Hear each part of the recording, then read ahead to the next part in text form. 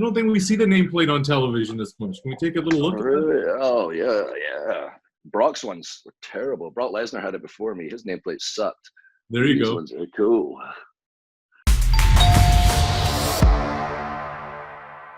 He is the WWE Champion, star of Monday Night Raw. He is Drew McIntyre. And if you missed the reaction in his native Scotland of one of their own winning the Royal Rumble, the best comparison that I could come up with of what we saw in Canada is when Kawhi hit the Game 7 buzzer beater. It was absolute pandemonium.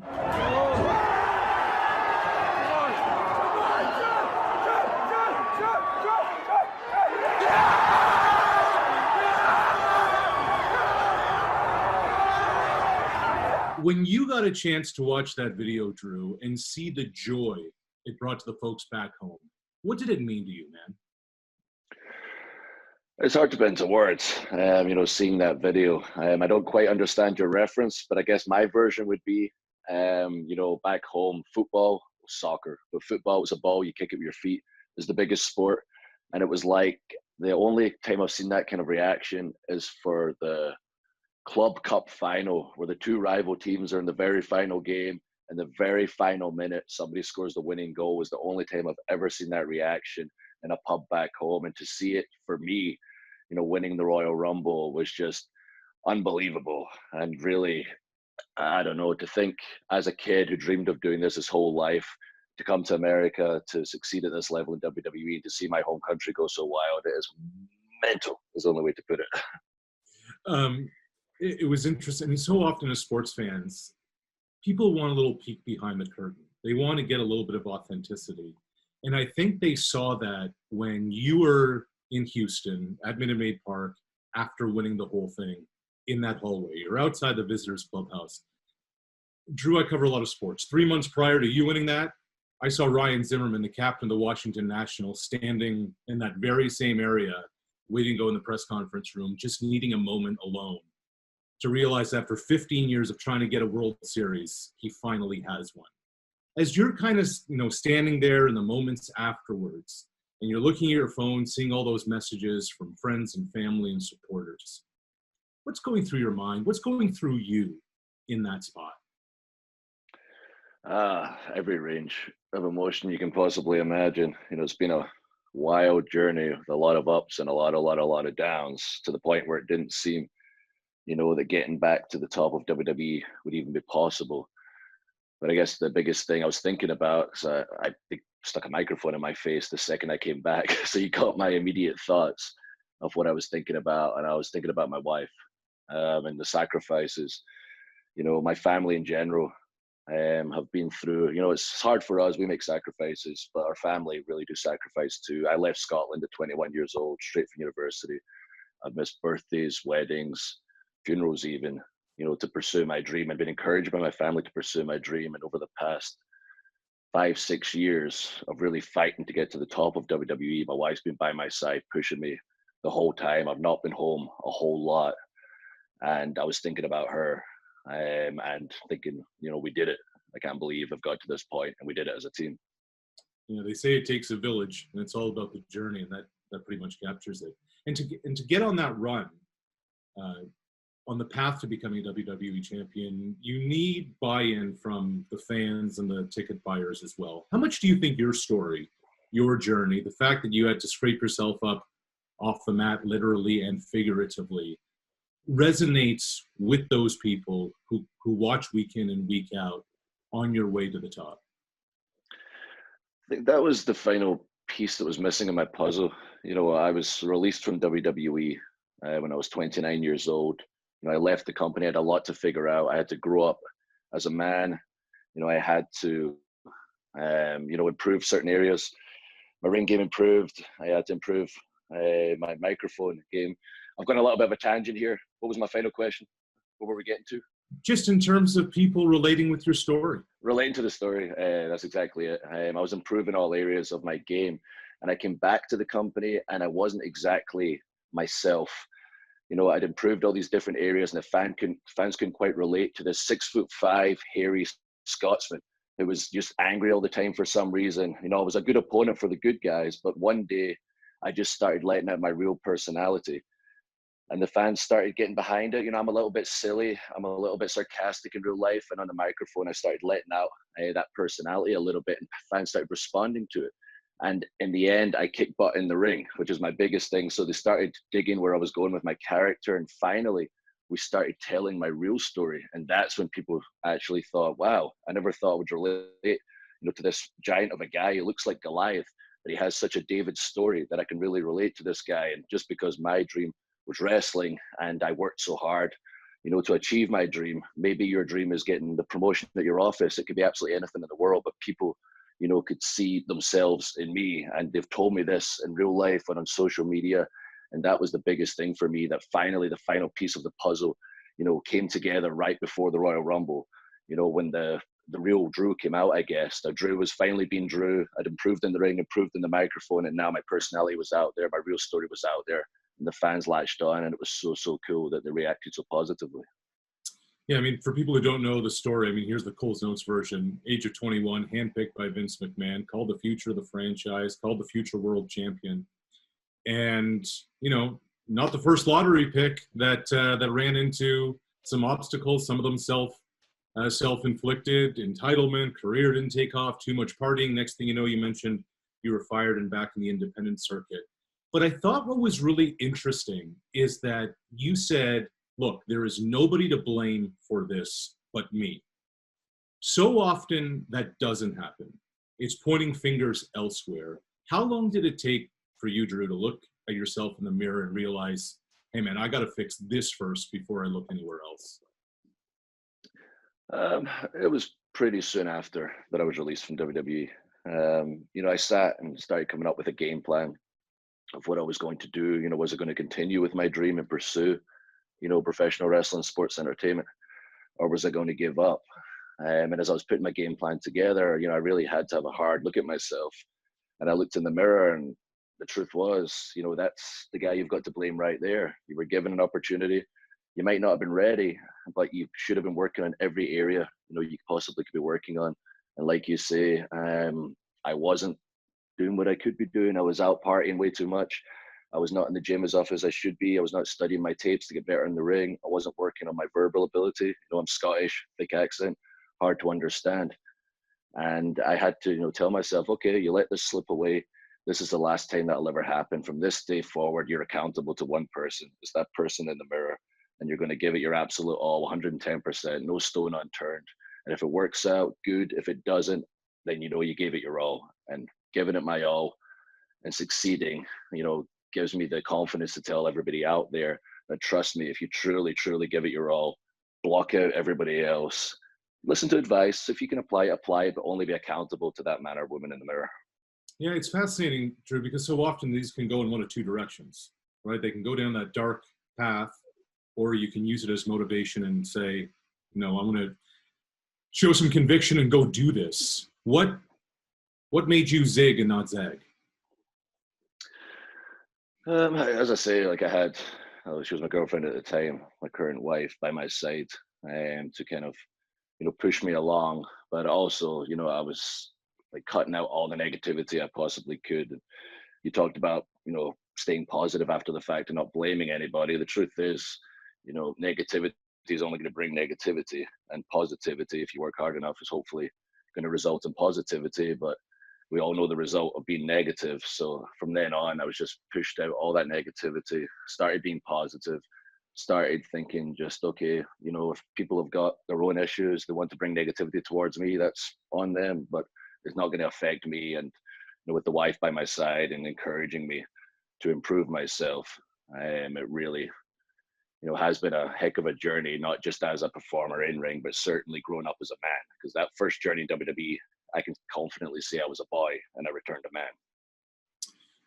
Now a man, and now the WWE Champion.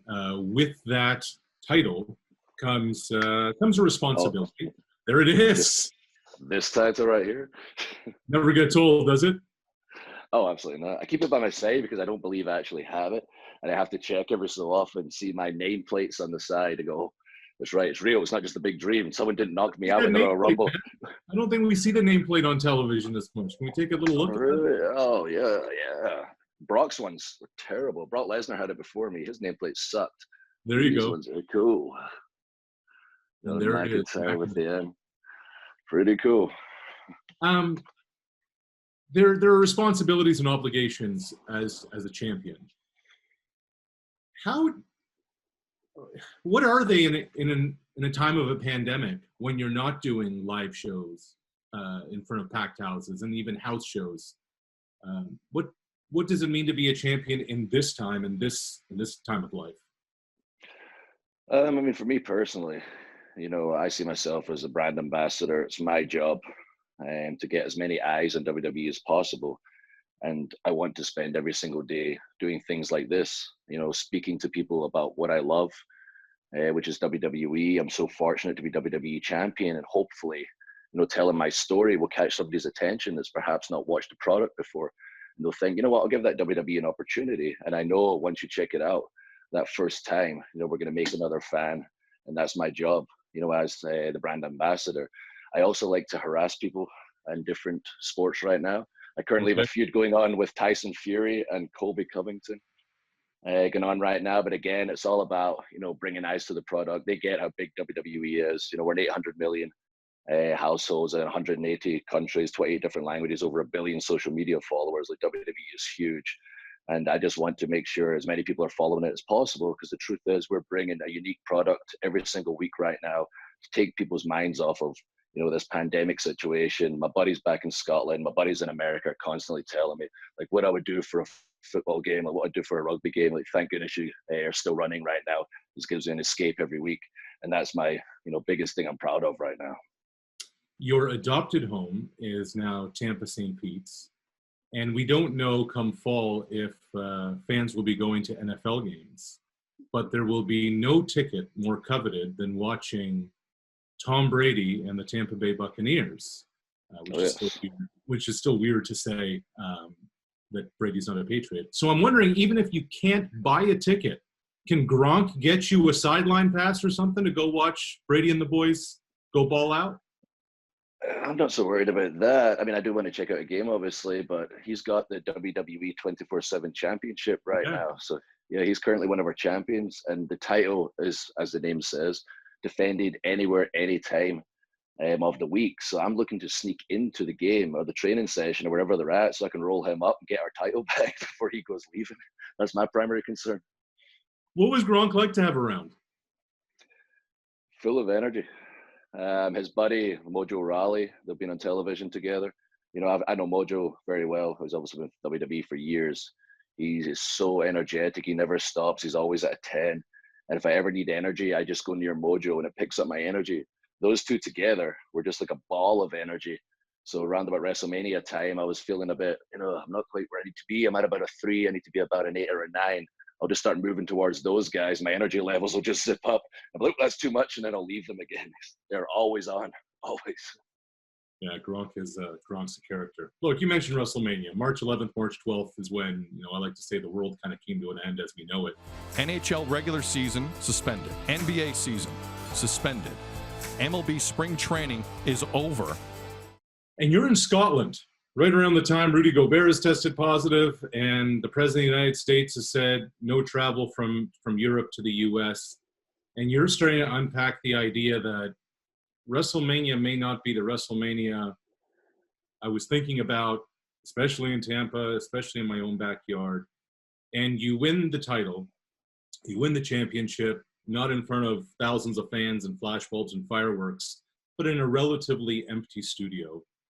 How did you soak in all of that? And how different was that entire experience compared to what you'd always dreamed and thought of? Yeah, I mean, it obviously wasn't what I dreamed because nobody could have predicted this situation. Sure.